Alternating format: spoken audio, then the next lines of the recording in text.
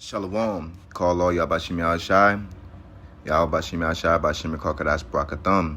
The Anasai apostles who are elders, who rule well, which are of GMS. Blessings and salutations to you brothers out there teaching and enduring truth sincerity. This is Rob Amath with the Nebraska camp. This is GMS, any push to the mark. I want to go over this precept in particular. Just learning, going to 1 Corinthians. Let's see here.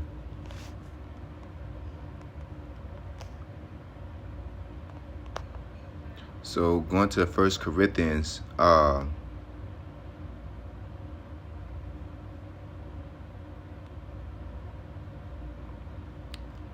want to go into 6 and 7. When we actually started 6 and 5, and it says, "I speak to your shame. Is it so that there is not a wise man among you?" So when you hear this is automatically a contextual situation, because once you, go into the word defrauded, it means to be cheated. Okay. And this is what this lesson is going over, because us as, brothers within the truth, those who are just learning, we often, believe that, we shouldn't be cheated or it's unfair and that we should be justified, but at the end of the day, first off, we're under grace. So we're under grace because, the wages of sin is death, and we're all full of sin. I ain't gonna say full of sin. We sin, on a daily. There's no man that's clean on a daily. So with that being said, there's countless reasons why we should be, getting, spiritual citations and tickets, but so why, in the first place, why even feel like you're not even cheated in that area? You're being recompensed we are being recompensed for our wages, for acting up or going off, so even in that sense, with that mentality, that should eliminate the idea of being cheated. Okay. But let's continue on. It says, "I speak to your shame. Is it so that there is not a wise man among you? No, not one that shall be able to judge between his brethren. But brother goeth to law with brother, and that before the unbelievers." Because it's really talking about, going to court, suing people. And in this day and time, it's also that, but you want to use worldly reason or use worldly counsel to justify, the situation over here, right or wrong. If you got something against a brother, you shouldn't be going to nobody in the world to get justification, and that's why I say go to your brother, because we all know the scriptures, man. Know what I'm saying? Now, even within the scriptures, a person may be right, but sometimes it's best just to let it go. You know what I'm saying? And Elder Yashuamba always speaks on that, taking a load, and, sometimes brothers can get caught up in trying to be that you're right, that you don't want to, you feel that you're right, that you're justified in executing that action. And that's not, like sometimes it's best to let it go because of the whole situation, and it goes back to, straining at a gnat and, swallowing a camel, straining at a gnat. Like Jacob be going back and forth about, you'll be outside in boxers and somebody say, "Hey man, why you outside naked with only briefs on?" And you yell back, "It's boxers, nigga." It's like, bro, y'all look like two niggas arguing, but you naked and you arguing with a naked nigga. So y'all look stupid in this argument overall. And that's what this scripture is pretty much saying. You know what I'm saying? Just like, glory not in the dishonor of thy father, because the honor of thy father is no glory to thee. I don't care wrong or right. If you sitting there saying, "Well, my father ain't shit, he a bitch ass nigga, he this and this and that, and he did this," and you putting it out there, but you got the genetics of him. You know what I'm saying? You were raised by him, or however the situation goes. So it's not a glory to you, right or wrong. You know what I'm saying? And some people are not. They don't have the foresight to understand that, and it comes by being selfishly minded. Self-willed. And that goes into don't burn a bridge to light your way, being self-centered, narcissistic. But we'll get back into the precept. It says, but brother goeth to law with brother, and that before the unbelievers. Now therefore there is utterly a fault among you, because ye go to the law one with another. Why do ye not rather take wrong? Why do ye not rather suffer yourselves to be defrauded? Okay. And when you go into, again, you go into that word defraud, into the blue letter. Okay. And it's crazy because I'm starting to see a bunch of these new YouTube bloggers starting to go into the etymology and the blue letter, and the apostles was speaking on this, man. I ain't gonna say nothing. These niggas is carbon copies, man. And it's not about us and then this and this and that, but what it is that these are hypocrites that have too much pride to admit where they're getting all this information from, and it's corny. So the word defraud goes back to rob, despoil, to defraud, keep back by fraud, destitute, fraud.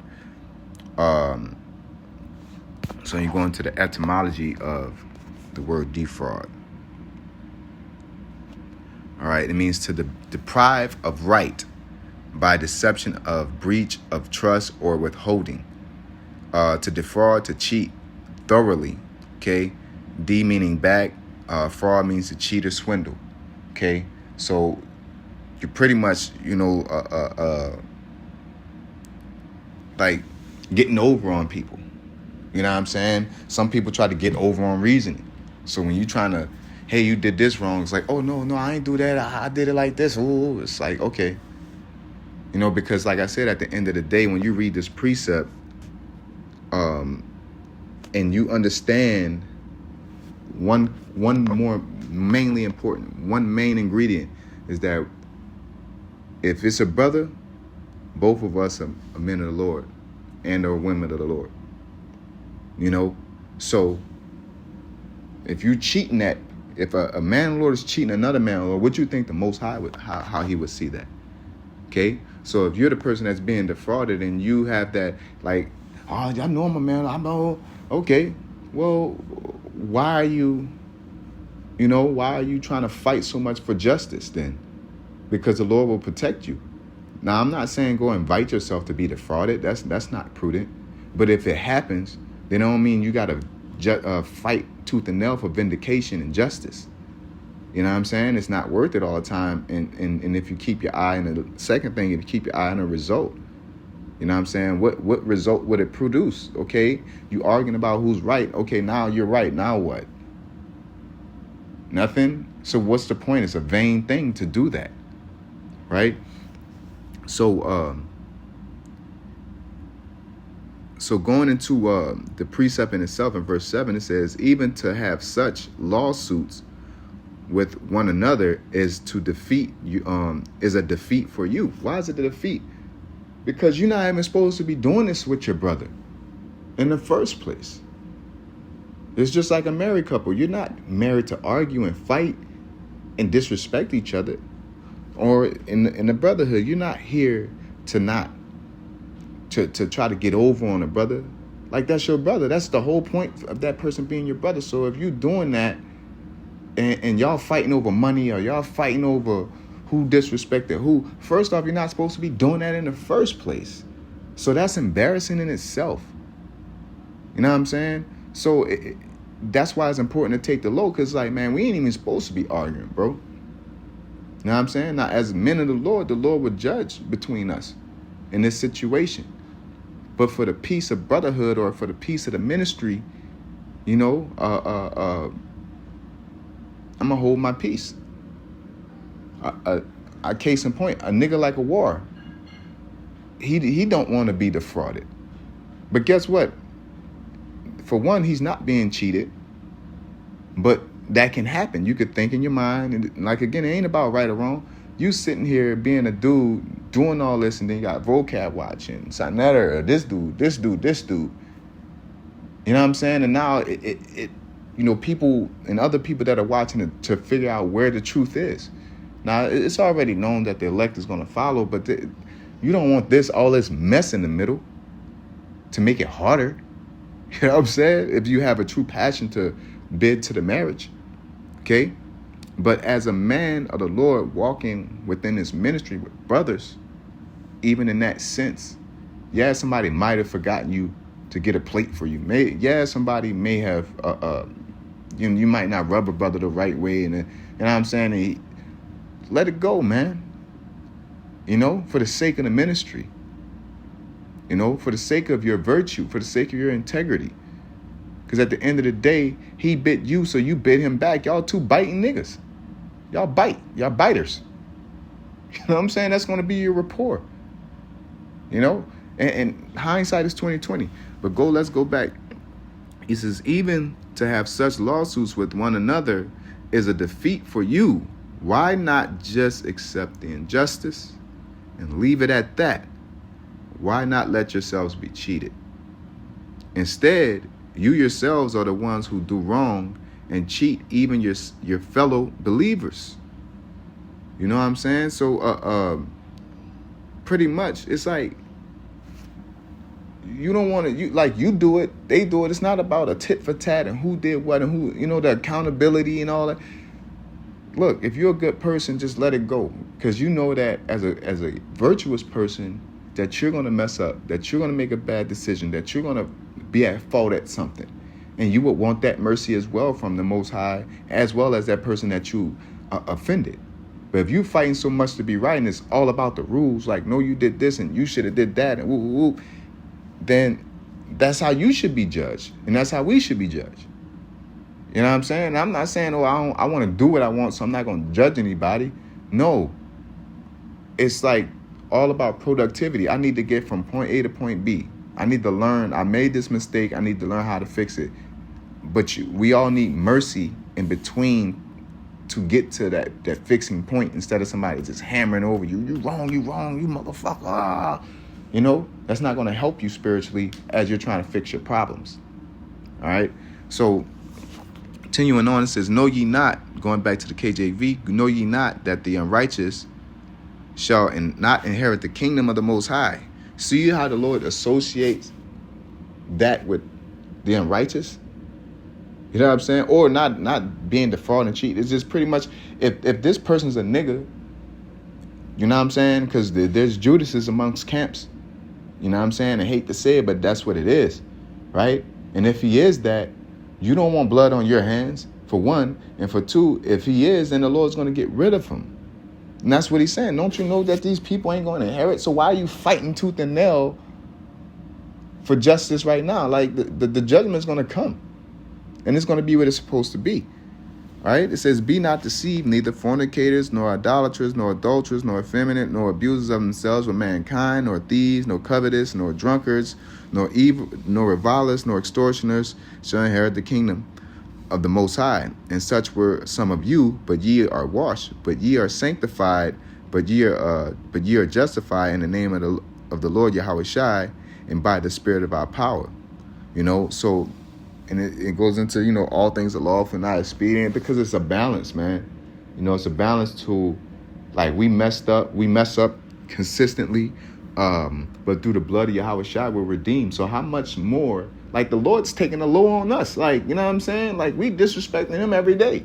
Talking about you in the truth, and you keep sinning like you wilding. You know what I'm saying? Like, just an example. But it's not, don't quote me on that, but you get my point. You know what I'm saying? The Lord's like taking the low with us, man.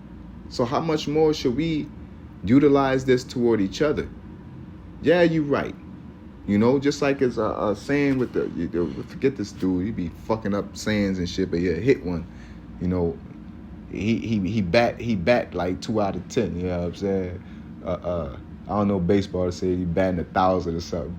But yeah, what he said was pretty much talking about weak men and strong men, You know, to be a weak person and be passive when because you're scared don't mean that you're a nice person. When you're strong and you decide to be passive or gentle, that makes you a strong person. So it's just like being right. When you're right and you just hammering it down, you know what I'm saying?